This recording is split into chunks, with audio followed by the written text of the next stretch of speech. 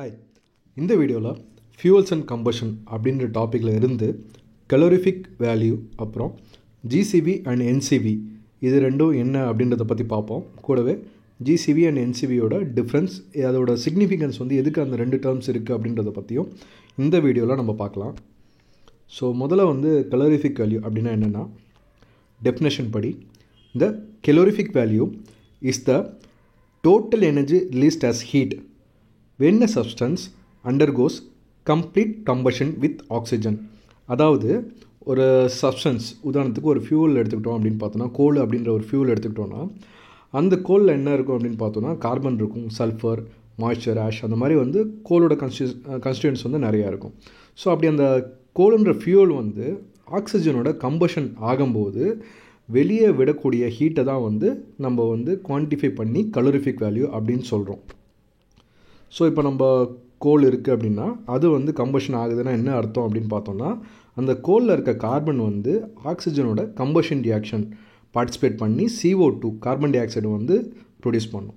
So இந்த reaction ஒரு exothermic reaction. Exothermic ரியாக்ஷன்றப்ப அந்த ரியாக்ஷன் மூலயமா எனர்ஜி வெளியேற்றப்படும். ஸோ அந்த ஃபியூவல் இந்த மாதிரி கம்பஷன் ரியாக்ஷன் நடக்கிறதுனால எவ்வளோ எனர்ஜி வெளில வருது அப்படின்றத குவான்டிஃபை பண்ணி சொல்கிற டேர்ம் தான் கலோரிஃபிக் வேல்யூ. ஸோ இந்த கலோரிஃபிக் வேல்யூ நம்ம மெஷர் பண்ணுறது கிலோ கேலரிஸ் பர் கேஜி அப்படின்ற யூனிட் யூஸ் பண்ணி. அதாவது கிலோ கேலரிஸ்ன்றது எனர்ஜியோட யூனிட்டு. ஸோ அப்போ கேஜி பர் கேஜின்னா ஒரு கிலோ கிராம் ஆஃப் ஃபியூவலில் கம்பஷன் பண்ணும்போது எவ்வளோ எனர்ஜி வெளில வரும் அப்படின்னு சொல்கிறது தான் கலோரிஃபிக் வேல்யூ. ஸோ இந்த கலோரிஃபிக் வேல்யூ நம்ம எதுக்கு தெரிஞ்சுக்கணும், இதோட சிக்னிஃபிகன்ஸ் என்னென்னு பார்த்தோம் அப்படின்னா, நம்ம நம்மளோட அன்றாட வாழ்க்கையிலையும் அப்புறம் இண்டஸ்ட்ரியல் செக்டர்ஸ்லேயும் ஃபியூவலை ரொம்ப அதிகமாக நம்ம யூஸ் பண்ணிக்கிட்டே இருக்கோம். ஸோ இந்த ஃபியூவல் அதிகமாக யூஸ் பண்ணுறதுனால நிறைய விஷயங்கள் என்ன நடக்குதுன்னா, ஒன்று இதெல்லாம் நான் ரினியூவபிள் சோர்ஸ் ஆஃப் எனர்ஜி. இந்த ஃபியூவல்ஸ், கோலில் பெட்ரோல், இதெல்லாம் ஒரு கட்டத்தில் தீரப்போகக்கூடிய எனர்ஜி. அது மட்டும் இல்லாமல் இந்த ஃபியூவல்ஸ் எரிக்கிறது மூலயமா க்ரீன் ஹவுஸ் கேஸஸ் ஆகக்கூடிய carbon di oxide, carbon monoxide, அந்த மாதிரி கேஸஸையும் நம்ம வெளியேற்றோம். ஸோ இதனால் கிளைமேட் சேஞ்சஸ் அந்த மாதிரி நிறைய விஷயம் நடக்கிறத பார்க்குறோம். ஸோ அப்போ நம்ம இந்த எனர்ஜியோ இப்போ இந்த மாதிரி ஃபியூவல்ஸையும் பெட்டராக ஹேண்டில் பண்ணுறதுக்கு, எஃபிஷியண்ட்டாக ஹேண்டில் பண்ணுறதுக்கு இந்த டெர்மினாலஜி, கலோரிஃபிக் வேல்யூ டெர்மினாலஜி மிக மிக முக்கியமானது. சரியா? ஸோ இப்போ இது மூலியமாக தான் நம்ம நம்மளோட ஆப்ரேஷன்ஸை எஃபிஷியண்ட்டாக யூஸ் பண்ணுறோமா. இப்போ ஃபார் எக்ஸாம்பிள் ஒரு பைக்கே இருக்குது அப்படின்னா, அந்த பைக் நல்ல மைலேஜில் கொடுக்குதா, நல்ல கண்டிஷனில் இருக்கா அப்படின்லாம் நம்ம ஒரு மெஷர் பண்ணணும். அப்படின்னா இதுக்கு இந்த கலோரிஃபிக் வேல்யூன்ற டேர்ம் ரொம்ப முக்கியம்.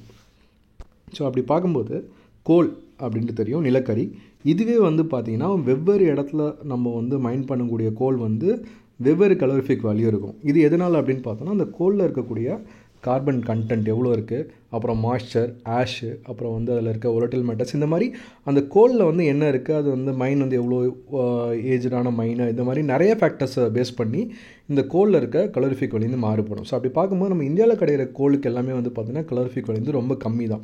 ஸோ அப்போ ஒரு குறிப்பிட்ட ப்ராசஸ்க்கு நம்ம இந்தியன் கோல் யூஸ் பண்ணால் அதிகமான கோலை நம்ம அங்கே பயன்படுத்த வேண்டிய தேவை இருக்கும். வேற இதே வெளில வேறு எங்கேயாவது இந்தோனேஷியாவில் கிடைக்கிற கோல் அந்த மாதிரி எடுத்துட்டோம் அப்படின்னு பார்த்தோன்னா அந்த குவான்டிட்டி நம்மளுக்கு கம்மியாக இருந்தாலே போதும்.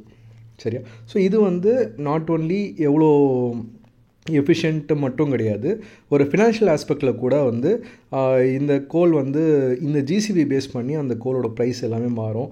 ஸோ நம்மளும் அதை ஃபினான்ஷியல் ஆஸ்பெக்ட்லேயும்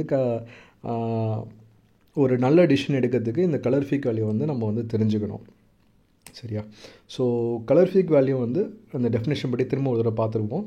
இந்த calorific value is the total energy released as heat when a substance undergoes complete combustion with oxygen. அதாவது ஒரு ஃபியூவல் ஆக்சிஜனோட கம்பஷன் ஆகும்போது வெளியேற்றப்படக்கூடிய எனர்ஜியை ஹீட்டாக வெளியேற்றும். அந்த எனர்ஜியை நம்ம குவான்டிஃபை பண்ணி சொல்கிற டெர்மினாலஜி தான் கலோரிஃபிக் வேல்யூ. இதை மெஷர் பண்ணுறதுக்கு பாம் கலோரிமீட்ரி அப்படின்ற மாதிரி நிறையா லேபரேட்டரி செட்டப்ஸ்லாம் யூஸ் பண்ணி நம்ம இந்த value calorific value kilo calories per கேஜியை வந்து நம்மளால் மெஷர் பண்ணக்கூடிய. அது மட்டும் இல்லாமல் அந்த கோலோட காம்போசிஷனை பொறுத்து அதை வந்து அனலைஸ் பண்ணிவிட்டு அதில் எவ்வளோ கார்பன், ஹைட்ரஜன், சல்ஃபர் இதெல்லாம் எவ்வளோ இருக்குதுன்னு பார்த்துட்டு அந்த அனலைசிஸ் மூலமாக கூட நம்மளால் வந்து ஒரு எஸ்டிமேட் பண்ணி இந்த கலரிஃபிக் எவ்வளோ இருக்குது அப்படின்றத சொல்ல முடியும். சரி, அடுத்து இந்த கலோரிஃபிக் வேல்யூவை குறிப்பிடும்போது ஜிசிவி அண்ட் என்சிவி அப்படின்ற 2 டேர்ம் யூஸ் பண்ணுவாங்க.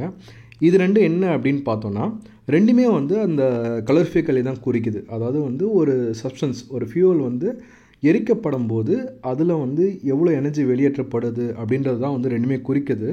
இருந்தாலும் ரெண்டுத்துக்கும் ஒரு டிஃப்ரென்ஸ் இருக்குது. அதை வந்து அதுங்களோட டெஃபினேஷனை படியே பார்த்துருவோம். முதல்ல ஜிசிவி அப்படின்னா அது என்ன பண்ணுதுன்னா, GCV is a calorific value. It assumes all water vapor produced during combustion process is fully condensed அப்படின்னு சொல்கிறாங்க. அதாவது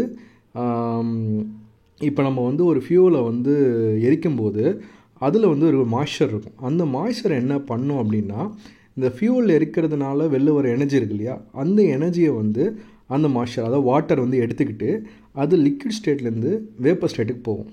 ஸோ அப்போ வந்து ஒரு வாட்டரை வந்து நம்ம ஸ்டீமாக மாறுது அப்படின்ற பட்சத்தில் அதுக்கு ஒரு எனர்ஜி வேணும் இல்லையா, அது வந்து இந்த ஃபியூவல் வந்து கொடுக்குது இல்லையா, வெளியேற்றத்தில் எனர்ஜி, அதுலேருந்து அது எடுத்துக்குது.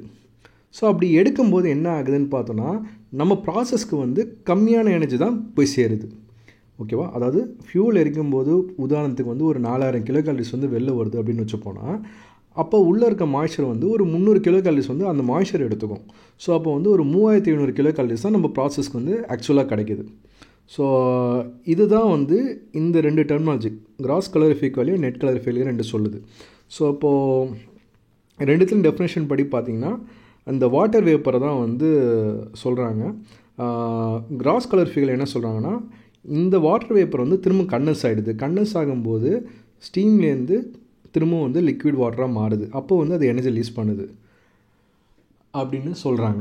வேறு நெட் கலோரிஃபிக் வேல்யூ வந்து அந்த ஸ்டீமாக மாறுச்சு இல்லையா வாட்டர் வேப்பர், அது வந்து திரும்பவும் வந்து கண்டன்ஸ் ஆகலை அப்படின்ற மாதிரி ஒரு அசம்ஷன் எடுத்துக்கிறாங்க. இதை வந்து இன்னும் ஃபர்தராக கொஞ்சம் தெளிவாக பார்க்குறதுக்கு, இப்போது கோல் இருக்குது அப்படின்னு வச்சுப்போம். இதில் என்ன இருக்கும் அப்படின்னு பார்த்தோன்னா, கார்பன் இருக்கும், ஹைட்ரஜன், நைட்ரஜன் ஆர் சல்ஃபர், இல்லை வந்து அதில் வந்து இன்பவுண்ட் மாய்ஸ்சர் கூட உள்ளே இருக்கும். ஸோ இப்போ இதெல்லாம் வந்து ஏரில் வந்து என்ன இருக்குதுன்னு பார்த்தீங்கன்னா நைட்ரஜன், ஆக்சிஜன் இருக்குது. ஸோ இதோட கம்பஷன் ஆகும்போது பார்த்திங்கன்னா நம்மளுக்கு வந்து carbon dioxide, nitrous oxides, sulphur dioxide and water வந்து நம்மளுக்கு வந்து வெளில கிடைக்கும். சரியா? ஸோ இப்போ இதில் வந்து நம்ம அந்த வாட்டரை மட்டும் பாருங்கள். வாட்டர் வந்து முதல்ல வந்து பார்த்திங்கன்னா ஃபியூவல்லே வாட்டர் கொஞ்சம் இருக்குது. ஸோ அப்போ அந்த வாட்டர் வந்து லிக்விட்லேருந்து வேப்பராக மாறுது இல்லையா, அப்போ என்ன பண்ணும் அப்படின்னா, இந்த கம்பஷன் ப்ராசஸ்லேருந்து வெளியேற எனர்ஜிலேருந்து கொஞ்சம் ஒரு பார்ட் ஆஃப் த எனர்ஜி அதை எடுத்துக்கும். அது எடுத்துக்கிற எனர்ஜியை எடுத்து ஸ்டீமாக மாறுது இல்லையா, அந்த ஸ்டீமாக மாறிட்டு திரும்பவும் சப்போஸ் அது கண்டன்ஸ் ஆகுதுன்னு வச்சோன்னா எடுத்த எனர்ஜியை திரும்ப விட்டுடும். அப்போது இந்த நெட் ப்ராசஸில் பார்த்திங்கன்னா எதுவுமே வந்து எவ்வளோ எனர்ஜி ஆக்சுவலாக அந்த ஃபியூவலில் இருக்கோ அந்த எனர்ஜி மொத்தமாக ப்ராசஸ்க்கு போகும் அப்படின்னு சொல்கிறது தான் வந்து கிராஸ் கலோரிஃபிக் வேல்யூ. இது இந்த கோலில் இருக்க வாட்டர் வந்து வேப்பராக மாறிடுச்சு, ஆனால் அது எனர்ஜி வந்து திரும்ப கொடுக்கல அப்படின்ற பட்சத்தில் வந்து இந்த டோட்டல் எனர்ஜிலேருந்து கொஞ்சம் ஒரு பகுதி எனர்ஜி வந்து நம்மளுக்கு வந்து ப்ராசஸ்க்கு போகாது. அதுதான் வந்து நெட் கலோரிஃபிக் வேல்யூ. ஸோ இதை வந்து நம்ம அந்த ஈக்குவேஷன் படி பார்த்தோம் அப்படின்னா, கிராஸ் கலோரிஃபிக் வேல்யூ தான் வந்து ஆக்சுவலாக அந்த ஃபியூவலில் கம்பஷன் ஆனால் வெளியேற்றக்கூடிய எனர்ஜி. சரிங்களா? ஸோ அப்போ அந்த எனர்ஜியில் ஒரு பார்ட்டை வந்து மாய்ஸ்சர் வந்து எடுத்துக்குது. அதை வந்து மைனஸ் பண்ணும்போது நம்மளுக்கு வரது வந்து நெட் கலோரிஃபிக் வேல்யூ. ஸோ அப்போ வந்து அது எவ்வளோ எனர்ஜி வந்து எடுத்துக்குது அப்படின்னு சொல்கிறதுக்கு வந்து பார்த்திங்கன்னா, இங்கே வந்து 2 விஷயம் நடக்கும். ஒன்று வந்து இந்த ஃபியூவல்லே வந்து கொஞ்சம் மாய்ஸ்சர் இருக்கும், அந்த மாய்ஸ்சர் வந்து வேப்பராக மாறும். அது மட்டும் இல்லாமல் ஃபியூவலில் இருக்க ஹைட்ரஜன் இருக்கு இல்லையா, இது வந்து ஆக்சிஜனோட ரியாக்ட் ஆகிட்டு 2H2 + O2 gives 2H2O. அதாவது வந்து ஹைட்ரஜன் வந்து வாட்டராக வந்து கன்வெர்ட் ஆகும். ஸோ இந்த வாட்டரும் வந்து ஃபர்தராக வந்து ஸ்டீமாக மாறும். ஸோ இதுவும் வந்து கொஞ்சம் எனர்ஜியை வந்து எடுத்துக்கும். ஸோ அப்போ வந்து எவ்வளோ வாட்டர் ப்ரொடியூஸ் ஆகும்னு பார்த்தோன்னா, இந்த ஈக்குவேஷனோட ஸ்டாய்க்கியோமெட்ரி படி பார்த்தோம் அப்படின்னா 4 kg ஹைட்ரஜன் இருந்ததுன்னா அது வந்து 32 kg ஆக்சிஜனோட ரியாக்ட் ஆகிட்டு 36 kg வந்து வாட்டரை வந்து வெளில வரும். ஸோ இதே வந்து 1 kg ஹைட்ரஜன் இருந்ததுன்னா 8 kg ஆக்சிஜனோட ரியாக்ட் ஆகிட்டு 9 kg வாட்டர் வந்து வெளில வரும். சரிங்களா? ஸோ அப்போ அதுதான் வந்து இந்த மேலே இருக்க ஈக்குவேஷனில் பார்த்தீங்கன்னா 9H2% அப்படின்னு இருக்குங்களா, அது என்னென்னா ஹைட்ரஜன் எவ்வளோ பர்சன்டேஜ் இருக்கோ அது இன்ட்டு 9 டைம்ஸ் வாட்டர் வந்து ப்ரொடியூஸ் ஆகும். ஸோ அதுதான் வந்து இந்த மேலே இருக்க ஈக்குவேஷனில் வந்து வாட்டர் எவ்வளோ ப்ரொடியூஸ் ஆகுது அப்படின்றத வந்து குவான்டிஃபை பண்ணுது. அப்புறம் வாட்டரோட லேட்டன்ட் ஹீட் ஆஃப் வேப்பரைசேஷன், அதாவது வாட்டர் வந்து லிக்விட் ஸ்டேட்லேருந்து வேப்பர் ஸ்டேட்டுக்கு போகிறதுக்கு எவ்வளோ எனர்ஜி தேவைப்படும் அப்படின்னு பார்த்தோன்னா 584 kilo calories per KG. So இதை வந்து இந்த மொத்தமாக வந்து இருக்க வாட்டர் இருக்கு இல்லையா, அதாவது இந்த ஃபியூலே இருக்கக்கூடிய வாட்டர் ப்ளஸ் அந்த ஹைட்ரஜன் மூலயமா ப்ரொடியூஸ் ஆகக்கூடிய வாட்டர், இது ரெண்டுமே வந்து எவ்வளோ வாட்டர்னு குவான்டிஃபை பண்ணிவிட்டு அது இன்ட்டு இந்த 584 கிலோ கேலரிஸ் பர் கேஜி இருக்கு இல்லைங்களா, இதை மல்டிப்ளை பண்ணோன்னா அந்த அமௌண்ட் ஆஃப் எனர்ஜி வந்து இந்த வாட்டர் வந்து எடுத்துகிட்டு ஸ்டீமாக கன்வெர்ட் ஆகும். ஸோ இப்போ இந்த கன்வெர்ட் ஆகிற ஸ்டீமாக கன்வெர்ட் ஆகும்போது எடுத்துக்கப்படுற எனர்ஜி வந்து திரும்ப வந்து அந்த ஸ்டீம் கண்டன்ஸ் ஆச்சு அப்படின்னா திரும்ப அது விட்டுடும். ஸோ அப்போ வந்து இந்த ஃபியூலை பர்ன் பண்ண முடியுமா, அந்த கோலில் இருக்க மொத்த எனர்ஜியும் வந்து ப்ராசஸ்க்கு போச்சுன்னா அந்த எனர்ஜி எவ்வளோன்னு சொல்கிறது வந்து கிராஸ் கலோரிஃபிக் வேல்யூ. இல்லை இந்த ஃபியூவில் இருக்க மாய்ஸ்சர் வந்து கொஞ்சம் எனர்ஜி எடுத்துக்குது, ஸோ ஒரு பார்ட் ஆஃப் த எனர்ஜி தான் வந்து ப்ராசஸ்க்கு போகுது அப்படின்னு சொல்லும்போது அந்த குவான்டிஃபை பண்ணி நம்ம சொல்கிற வேல்யூ வந்து net calorific value. Okay, so இதை வந்து நம்ம வந்து குவான்டிஃபை பண்ணுறதுக்கு இந்த ஈக்குவேஷன் என்னென்னு பார்த்தோன்னா net calorific value is equal to ஜிசிவி cross calorific value minus 584. இந்த 584 எதுக்குன்னா வாட்டரை வந்து லிக்விட்லேருந்து ஸ்டீமாக கன்வெர்ட் ஆகிறதுக்கு தேவைப்படுற எனர்ஜி வந்து லேட்டன்ட் ஹீட் ஆஃப் வேப்பரைசேஷன், அதோட வேல்யூ வந்து 584 இன்ட்டு எவ்வளோ குவான்டிட்டி ஆஃப் மாய்ஸ்சர் அப்படின்னு பார்க்கும்போது நம்மளுக்கு ஒரு ஃபியூவல் எடுத்து அனலைஸ் பண்ணோன்னா அதில் மாய்ஸ்சர் பர்சன்டேஜ் எவ்வளோன்னு சொல்லுவாங்க. ஸோ அந்த மாய்ஸ்சர் பர்சன்டேஜ் இன்ட்டு அந்த ஃபியூவல் குவான்டிட்டி எடுத்தோன்னா அது வந்து எவ்வளோ மாய்ஸ்சர் இருக்குன்னு தெரியும். அது மட்டும் இல்லாமல் 1 கேஜி ஹைட்ரஜன் இருந்ததுன்னா அதுலேருந்து வந்து கம்பஷன் ஆகும்போது ஆக்சிஜனோட 9 கேஜி வாட்டர் வந்து ப்ரொடியூஸ் ஆகும். ஸோ அப்போ வந்து இந்த இந்த ஃபியூவலில் எவ்வளோ ஹைட்ரஜன் இருக்கோ அது இன்ட்டு 9 டைம்ஸ் வந்து வாட்டர் ப்ரொடியூஸ் ஆகும். ஸோ இந்த ப்ரொடியூஸ் ஆகிற வாட்டர் ப்ளஸ் ஏற்கனவே இருக்க வாட்டர் ரெண்டுமே வந்து குவான்டிஃபை பண்ணிவிட்டு அது இன்ட்டு 584 போடும்போது வர எனர்ஜி எவ்வளோ இருக்கோ அது வந்து ப்ராசஸ்க்கு போகாது. ஸோ அதை வந்து ஜிசிவிலேருந்து மைனஸ் பண்ணும்போது வர வேல்யூ வந்து என்சிவி. ஸோ இது ரெண்டு எதுக்கு பார்க்குறோம் அப்படின்னு பார்த்தோன்னா, உதாரணத்துக்கு இப்போ வந்து நம்மக்கிட்ட கோல் இருக்குது அப்படின்னு வச்சுப்போம். அது வந்து ஒரு சீசனில் வந்து நம்ம வாங்கும்போது ஒரு 10% மாய்ஸ்சர் இருக்குது அப்படின்னா, இப்போ நம்ம இந்தியன் கோல் முன்னாடி பார்த்தோம் இல்லையா, ஸோ இதில் வந்து அது கோலோட ஜிசிவி வந்து 4500 அப்படின்னு பார்த்தோம். ஸோ அப்போ வந்து மாய்ஸ்சர் வந்து ஒரு 10% இருக்குது அப்படின்னா மேபி ஒரு ரஃபாக சொல்கிறேன், NCV net calorific value 4200 kilo calories இருக்கும். ஸோ இதே வந்து 20% மாய்ஸ்சர் இருக்குது, இன்னும் மாய்ஸ்சர் வந்து அதிகமாக இருக்குது அப்படின்னு பார்த்தோன்னா அந்த நெட் கலோரிஃபிக் வேல்யூ வந்து ஒரு 4000 கிட்ட தான் இருக்கும்.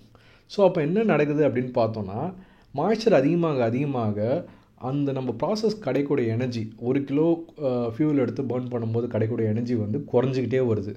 ஸோ இதோட சிக்னிஃபிகன்ஸை வந்து உணர்த்துறதுக்கும் அப்புறம் வந்து எவ்வளோ நம்மளுக்கு வந்து ஃபியூவல் தேவைப்படும், அப்புறம் வந்து ஒரு காஸ்ட் அனாலிசிஸ் பண்ணுறதுக்கும் இந்த ஜிசிவி அண்ட் என்சிவி வந்து ரெண்டுமே வந்து முக்கியம். ஸோ அதுபோல் நம்ம ப்ராசஸோட எஃபிஷியன்சியை வந்து கால்குலேட் பண்ணுறதுக்கும் ஜிசிவி என்சிவி ரெண்டும் முக்கியம். ஸோ இது ஒரு சின்ன ஒரு எக்ஸாம்பிளோட பார்த்துருவோம். இங்கே வந்து பார்த்திங்கன்னா பயோமாஸ் இருக்குது இல்லையா, பயோமாஸும் நம்ம வந்து நிறைய இடத்துல வந்து ஃபியூலாக யூஸ் பண்ணுவோம். அதாவது பேடி ஹஸ்க், அதாவது நெல்லேருந்து வரக்கூடிய தவிடு, சாடஸ்ட்டு, அப்புறம் வந்து கோகனட் ஷெல், இது எல்லாத்துக்கும் வந்து இங்கே வந்து வேல்யூஸ் கொடுத்துருக்காங்க. அதாவது வந்து அதில் இருக்கக்கூடிய கார்பன் எவ்வளோ பர்சன்டேஜ் இருக்குது, ஹைட்ரஜன் எவ்வளோ பர்சன்டேஜ், மாய்ஸ்சர் எவ்வளோ பர்சன்டேஜ் அப்படின்ட்டு. ஸோ ஃபஸ்ட் நம்ம பேடி ஹஸ்க் மட்டும் பார்ப்போம். அதில் வந்து பார்த்திங்கன்னா கார்பன் பர்சன்டேஜ் ரஃபாக வந்து ஒரு 33.95% இருக்கும், ஹைட்ரஜன் வந்து 5%, மாய்ஸ்சர் வந்து 10% இருக்கும் ஜென்ரலாக வந்து கொடுத்துருக்காங்க. சப்போஸ் 10% இருக்கும்போது அந்த ஹஸ்கோட ஜிசிவி பார்த்தோன்னா 3568. இதுவே வந்து அந்த மாய்ஸ்சரும் அப்புறம் ஹைட்ரஜன் இருக்கு இல்லையா, அது வந்து என்ன ஆகும்னு பார்த்தீங்கன்னா ஒரு part of the combustion energy வந்து எடுத்துக்குது. ஸோ அப்போ எடுக்கும்போது மீதி இருக்க எனர்ஜி வந்து என்சிவி அப்படின்னு சொல்லுவோம். அது வந்து பார்த்திங்கன்னா 3200. இப்போது பேடி ஹஸ்க்லேயே வந்து ஃபஸ்ட்டு 2 காலம் பார்த்திங்கன்னா ஹஸ்கோட தான். என்ன டிஃப்ரென்ஸ் பார்த்திங்கன்னா ஃபஸ்ட் காலமில் வந்து 10% மாய்ஸ்சர் இருக்குது, செகண்ட் காலமில் 20% மாய்ஸ்சர் இருக்குது. 10% மாய்ச்சர் இருக்கும்போது பார்த்திங்கன்னா NCV 3242 இருக்குது. 20% இருக்கும்போது 3188 தான் இருக்குது. இந்த டேர்ம் வந்து இப்போ பார்க்கும்போது ரொம்ப ஒன்றும் பெரிய டிஃப்ரென்ஸ் இருக்காது, என்ன ஒரு 60 கிலோகலரிஸ் தான் டிஃப்ரென்ஸ் இருக்குது. பட் வந்து நம்ம டன்ஸ் கணக்காக நம்ம வந்து இதை யூஸ் பண்ணும்போது இது வந்து பெரிய சிக்னிஃபிகன்ஸ் வந்து ஏற்படுத்தும். ஸோ அப்போ வந்து இந்த ஹஸ்கே வந்து பார்த்திங்கன்னா மாய்ச்சர் அதிகமாக நம்மளுக்கு வந்து ப்ராசஸ் கிடைக்கக்கூடிய எனர்ஜி வந்து ரொம்ப குறைஞ்சிட்டே போகுது. அதே போல் அடுத்த 2 காலமில் என்ன இருக்குதுன்னு பார்த்தீங்கன்னா சாடஸ்ட் அண்ட் கோகனட் ஷெல் ரெண்டுத்தையும் வந்து கம்பேரிசன் கொடுத்துருக்கோம். ஸோ இப்போ இதில் ரெண்டுலேயும் வந்து பார்த்திங்கன்னா சாடஸ்ட்டுக்கு தான் வந்து கலரிஃபிக் வேல்யூ வந்து அதிகமாக இருக்குது, 4800 இருக்குது. ஆனால் அதோட மாய்ச்சர் பார்த்திங்கன்னா ஆல்மோஸ்ட் 37% இருக்குது, 38% இருக்குது. ஸோ இதனால் என்ன ஆகுதுன்னு பார்த்தீங்கன்னா அதோட நெட் கலரிஃபிக் வந்து வேல்யூ வந்து 4212 இருக்குது. வேறு கோகனட் ஷெல்லுக்கு வந்து GCV வந்து கம்மியாக இருந்தாலும் அதில் இருக்க மாய்ச்சர் கம்மின்றதுனால NCV வந்து சாடஸ்ட்டோடு அதிகமாக இருக்குது. ஸோ இப்போ ரெண்டுத்துலேயும் வந்து பார்க்கும்போது நம்மளுக்கு வந்து 1 kilo of sawdust or 1 kilo of coconut ஷெல்லை வந்து நம்ம எரிக்கும் போது ப்ராசஸ்க்கு வந்து எது வந்து அதிகமாக எனர்ஜி வெளில கொடுக்கும் அப்படின்னு பார்த்தோன்னா கோகனட் ஷெல் தான் இங்கே வந்து அதிகமாக கொடுக்கும். ஸோ இப்போ ரெண்டுத்துக்கும் வந்து 1 kg வந்து எவ்வளோ ப்ரைஸ் அப்படின்னு பார்க்கும்போது நம்ம வந்து ஒரு ஃபினான்ஷியலாகவும் நம்மளால் வந்து ஒரு டிசிஷன் எடுக்க முடியும் இந்த NCV பேஸ் பண்ணி. ஸோ கண்டிப்பாக வந்து GCV வந்து அந்த ஒரு ஃபியூவலோட வந்து எவ்வளோ கலரிஃபிக் வேல்யூ கொடுக்குது அப்படின்னு நம்மளுக்கு சொன்னாலும் NCVயை வந்து நம்ம பார்க்கும்போது தான் அங்கே ரியலாக என்ன நடக்குது அப்படின்றத வந்து நம்மளால் ஜட்ஜ் பண்ணி ஒரு டிசிஷன் வந்து இங்கே எடுக்க முடியும். ஸோ அடுத்து இந்த வீடியோ பற்றியும் அப்புறம் இதுக்கப்புறம் சீரீஸ் ஆஃப் வரக்கூடிய வீடியோஸ் பற்றியும் ஒரு சின்ன ஒரு இன்ட்ரோ கொடுத்துட்றேன். இந்த வீடியோ நான் எதுக்கு பண்ணேன் அப்படின்னு பார்த்தோன்னா இந்த வீடியோ வந்து இந்தியாவோட bureau of energy efficiency BE அவங்க கண்டக்ட் பண்ணக்கூடிய national certification examination for energy managers and energy auditors இந்த எக்ஸாம் வந்து இயர்லி ஒன்ஸ் கண்டக்ட் பண்ணுவாங்க. அப்புறம் இது கிளியர் பண்ணுறதுனால நம்ம வந்து எனர்ஜி மேனேஜராகவோ இல்லை ஒரு எனர்ஜி ஆடிட்டராகவோ வந்து ப்ராக்டிஸ் பண்ண முடியும். ஸோ இந்த எக்ஸாம் கிளியர் பண்ணதுக்கு பார்த்திங்கன்னா மொத்தம் ஒரு 4 பேப்பர் இருக்கும். ஸோ இந்த 4 பேப்பரையும் வந்து நம்ம கிளியர் பண்ணும்போது இந்த எக்ஸாம் வந்து கிளியர் பண்ணி அந்த சர்டிஃபிகேட்டை வந்து அட்டென்ட் பண்ணலாம். ஸோ நான் வந்து இந்த லாஸ்ட் இயர் இந்த எக்ஸாமை கிளியர் பண்ணி I am certified energy manager and as well as energy auditor. So என்னுடைய இந்த எக்ஸாம் ப்ரிப்பேர் பண்ண எக்ஸ்பீரியன்ஸ் அப்புறம் வந்து பேசிக்கலாக நான் ஒரு கெமிக்கல் இன்ஜினியர், என்னோட ஒரு இண்டஸ்ட்ரியல் எக்ஸ்பீரியன்ஸை பேஸ் பண்ணியும் இந்த 4 டாபிக்ஸோட 4 பேப்பர்ஸோட டாபிக்ஸை வந்து டிஸ்கஸ் பண்ணலான்னு இருக்கேன். இதை வந்து சீரீஸ் ஆஃப் வீடியோஸில் வந்து பண்ணலாம் அப்படின்ட்டு இருக்கேன்.